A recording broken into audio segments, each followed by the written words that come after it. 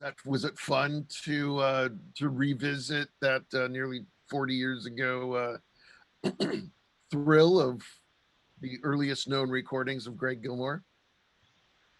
It was a lot of fun. It was so much fun. I did it twice. That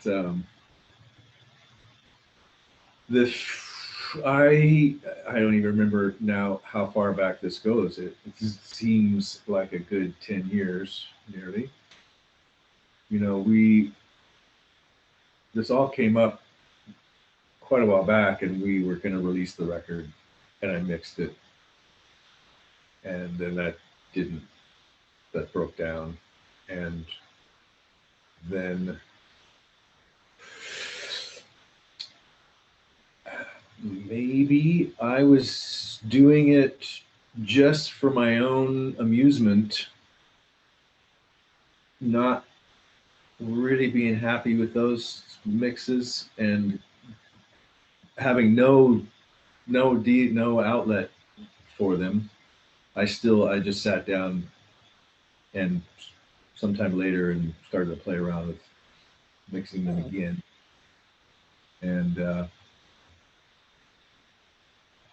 then we had another deal, and those mixes were going to be used for that. But anyway, whatever it is now, 3 or 4 deals later, the record is finally coming out, and so this is the second.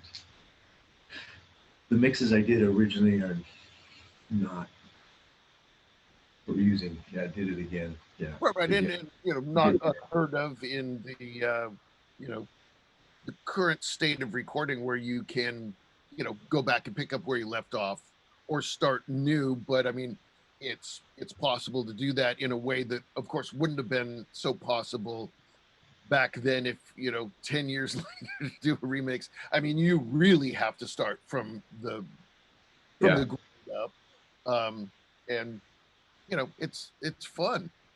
It's cool to listen to old recordings and try to do what you can to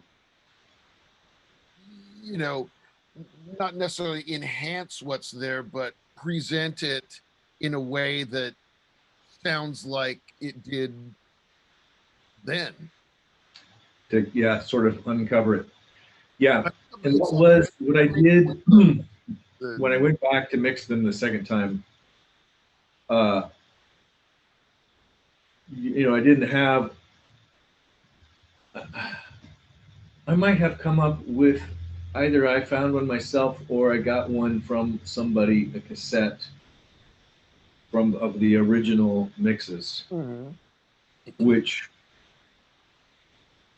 obviously by now just it sounds so it's so deteriorated. It sounds awful, but I had already, without that in my mind, I just a memory kind of what the mixes had sounded like to me then.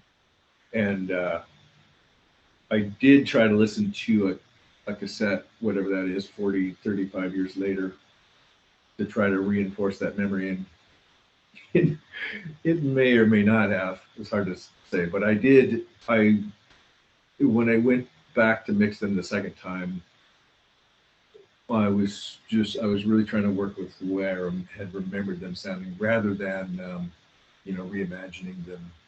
Right, and the beauty of an 8-track or even a 4-track recording is, there's, other than purposefully ruining things by slathering a bunch of digital reverb on it, it's pretty easy. There's so much of it is sort of preordained. It's baked in, yeah. There's kind of and especially an 8-track studio back in 1982 is not going to be loaded with outboard gear. And of course, back then, you wanted all that stuff. You wanted the AMS reverb, and you wanted you wanted all this fancy stuff, and you wanted gates on all the toms, and you want all these things that, but I mean, you didn't have them.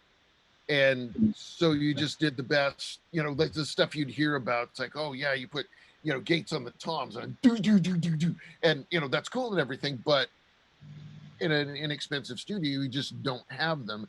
And if you know, if you're recording all the drums to one track, you know, you can't really do that because if something triggers wrong, it's printed and you can't you can't go back. And I know that's probably Yeah, not that to the layman who might be listening to this, but you know, it was very important back then. I mean, you do anything you can to get a killer sound in a studio because you wanted your recordings to sound like, you know, killer, you know, like British punk bands, or you want them to sound like the Germs album or something that everything was well recorded.